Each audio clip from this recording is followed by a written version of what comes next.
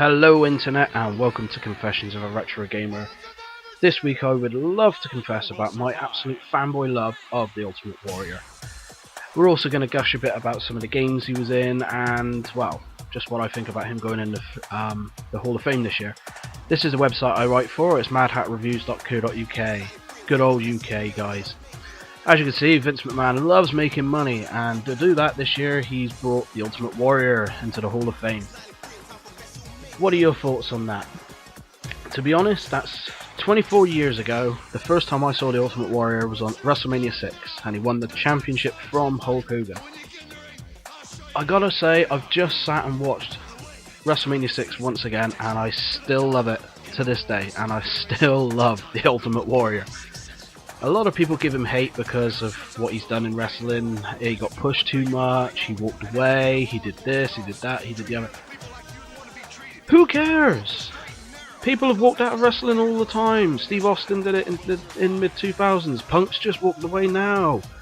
You know, we're going to start saying the same thing about them pretty much soon, but no one says that about Steve Austin, do they? Oh no, Stone Cold Steve Austin can't do any good.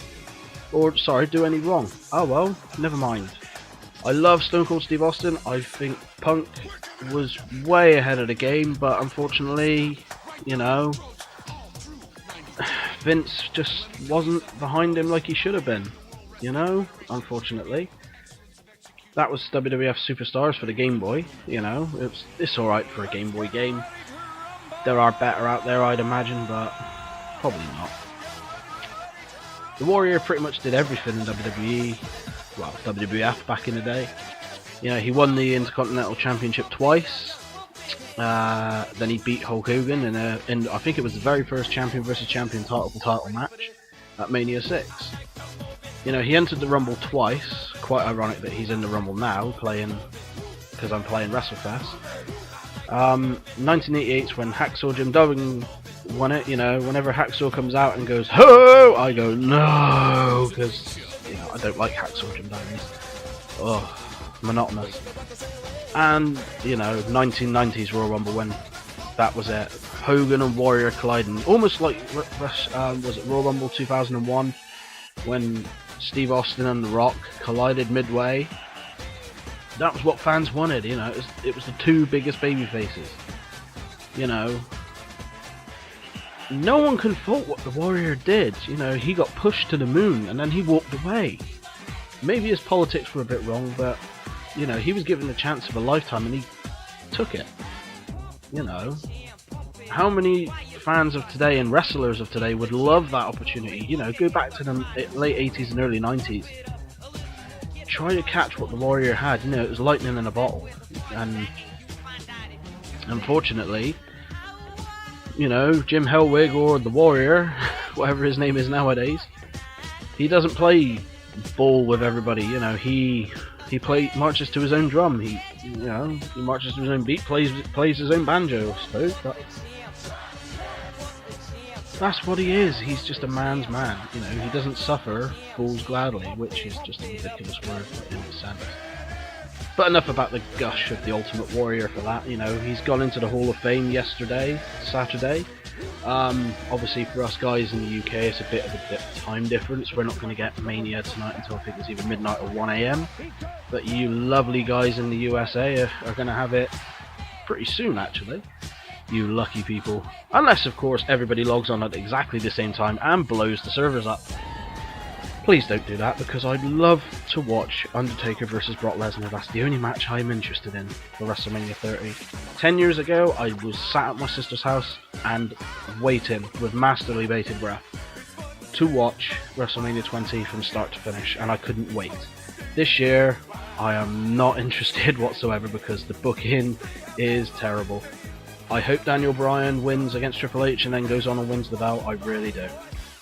But other than that, I am not interested except for Lesnar Taker, which should have been done last year, you know, get in while the iron's hot. Anyway, back to the game here.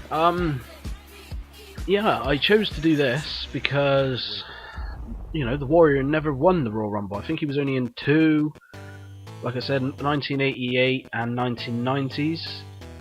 1989 he did the super pose down with Rick Rude, and it was then attacked with a fitness squeezy thing bar? I don't know what the terminology is. And 1991 was the match with Sergeant Slaughter. There's irony there, commenting on that, and then there comes Sarge grabbing me. Where Macho King interfered in the match and cost the Warrior the belt. So that led to the infamous retirement match between Macho King and the Ultimate Warrior, which is one of the Warrior's best. You know, this is nothing but a gush fest for the Ultimate Warrior. So I do apologise for that. It's going to make me sound so fanboyish, but you know, I think there's been enough hatred for the Warrior out there. I think WWE has slagged him off to the point of no return, and you know, it's about time that the Warrior did get some appreciation. He may not be the best worker, but you know, John Cena isn't the best worker out there, people, and you know, your kids love him. John Cena is the Ultimate Warrior of 2014 and has been for the past 10 years. You know, it's about time that everybody started getting on that bandwagon. John Cena is no better than the Ultimate Warrior. The only difference is he's an office boy and he loves turning up for work. As you can tell, I'm not a big fan of John Cena. However, you know, I don't know where I'm going now. I've completely lost my trail of thought. Yeah, going back to the game, why not? It's sad to play this now and realise how many of these people have actually passed away. Hawk from the Legion of Doom's gone, Mr. Perfect's gone, Big Boss Man's gone, you know, Earthquake's gone. Jeez, you know, it's so heartbreaking to watch it, you know, or to play it and anything, because I played this game in 1991 in Florida when I went over with my mum and dad and my uncle, aunt and cousins. And Jesus, I spent probably about $20 playing it. You know, I just threw in quarters. That and Teenage Mutant Ninja Turtles, the arcade game, which is another one of the best arcade games I've ever made. But playing this on my trusty Xbox that I got the other day, I just slapped the hell out of it. I couldn't figure out the controls at first, which is why I'm running around like a complete moron, but then that's pretty much like what the Warrior was doing in the ring half the time anyway, wasn't he, guys? But, you know, with time I'll get a bit more practice in and go through it all again. I am going to start adding more confession stuff on here.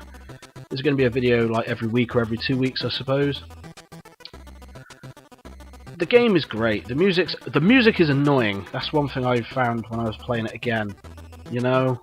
But the controls are good, the graphics are great, but the music's nah, you know. You can either win the Royal Rumble or you can go into Saturday night's main event and win the tag belts against Legion of Doom. So that's pretty much it for the game, you know. You've got a great little roster there, but everyone knows about Wrestlefest. My thoughts for people to go in the Hall of Fame in the future. British Bulldog definitely needs to go in. Owen Hart, I don't think will ever be put in there because of his wife, Martha. Rick Rude definitely needs to get in there, you know.